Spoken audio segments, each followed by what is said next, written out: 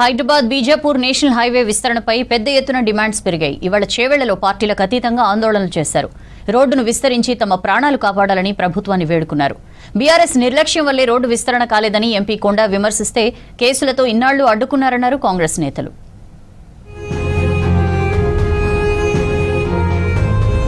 Chevella road ప్రమాదం తరువాత Bijapur national highway విస్తరణపై మరోసారి పెద్ద ఎత్తున డిమాండ్లు వస్తున్నాయి. ముఖ్యంగా అప్పా జంక్షన్ నుంచి మన్నెగూడ వరకు రోడ్డు విస్తరణ చేపట్టాలని ఆందోళనలు చేపడుతున్నారు. బస్సు ప్రమాదానికి నిరసనగా తాండూరులో ధర్నా నిర్వహించారు. సేవ్ తాండూరు పేరుతో నిరసన తెలిపారు తాండూరు డెవలప్మెంట్ ఫోరం సభ్యులు. తాండూరులోని రోడ్లను బాగు చేయాలని పార్టీలకు అతీతంగా ఆందోళన చేశారు. తాండూరు ప్రధాన కూడల దగ్గర ప్లక్కార్డులతో నిరసన తెలిపారు. ప్రభుత్వం స్పందించి వెంటనే దెబ్బతిన్న రోడ్లకు మరమ్మతులు చేయాలని డిమాండ్ చేశారు.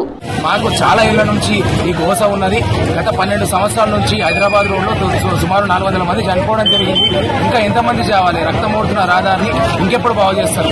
రాష్ట్రం మొత్తం కూడా 11 హైవేలు పూర్తయింది. కానీ ఒక్క హైవే 163 హైవే మాత్రమే పెండింగ్ ఉన్నది.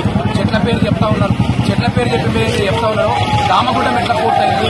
దామగుండం అందరూ కూడా వద్దని చెప్పారు. అది ఎట్లా పూర్తయింది? ఇక్కడ కేసు ఎట్లా పడ్డది? కాబట్టి కేవలం ఈ ప్రాంతం మీద మాత్రం నిర్లక్ష్యం ఉన్నది.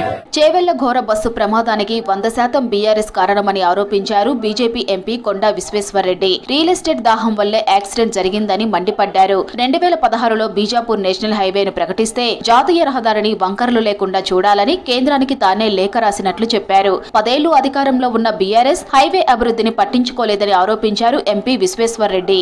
నేను మొదటిసారి ఎంపీ కాగానే దాన్ని చక్కగా చేయమని విజ్ఞప్తి చేస్తాను ప్రభుత్వానికి. అయితే నితిన్ గడ్కరీ గారు 2016లో గెజెట్ ద్వారా ప్రకటించిండ్రు. ల్యాండ్ అక్విజిషన్ చేయలేదు. 5 ఏళ్ళు చేయలేదు. ఎందుకు? Real estate దాహమా?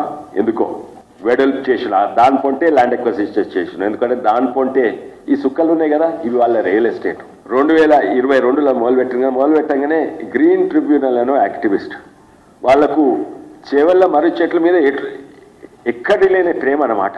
హైదరాబాద్ బీజాపూర్ జాతీయ రహదారి నిర్మాణం కోసం 2005 నుంచి కృషి చేస్తున్నట్లు చెప్పారు చేవెళ్ల ఎమ్మెల్యే కాళే యాదయ్య. కిరణ్ కుమార్ రెడ్డి ముఖ్యమంత్రిగా ఉన్నప్పుడు చేవెళ్ల జాతీయ రహదారి నిర్మాణానికి ప్రతిపాదనలు పంపామన్నారు. కేంద్ర రాష్ట్ర ప్రభుత్వాలు ఈ రోడ్డు నిర్మాణానికి నిరంతరం కృషి చేస్తున్నాయన్నారు. కోర్టు కేసుల వల్ల రహదారి నిర్మాణం ఆలస్యమైందన్నారు. త్వరలో ఈ రహదారి పూర్తి చేస్తామని చెప్పారు యాదయ్య.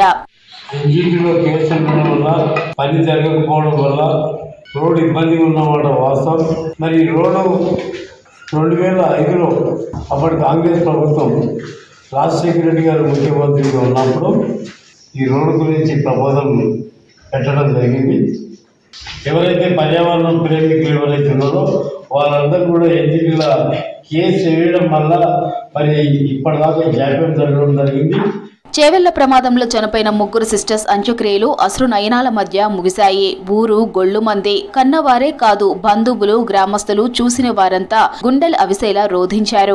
ఒకరు కాదు, ఇద్దరు కాదు, ఒకే ఇంట్లో తోడబుట్టిన 3 అక్కా చెల్లెళ్లు ఒకేసారి తిరిగి రాని లోకాలకు వెళ్లి కన్నవారికి తీరని శోకాన్ని మిగిల్చారు. చనిపోయిన ఆ 3 అక్కా చెల్లెళ్లు తనూష, సాయి ప్రియ, నందిని డెడ్ బాడీలు చూసి అయ్యో పాపం బిడ్డల్లారా అంటూ కన్నీటి విడ్కోలు పలికారు. వీరి స్వగ్రామం వికారాబాద్ జిల్లా యాలాల మండలం పెర్కంపల్లిలో అంత్యక్రియలు నిర్వహించారు కుటుంబ సభ్యులు.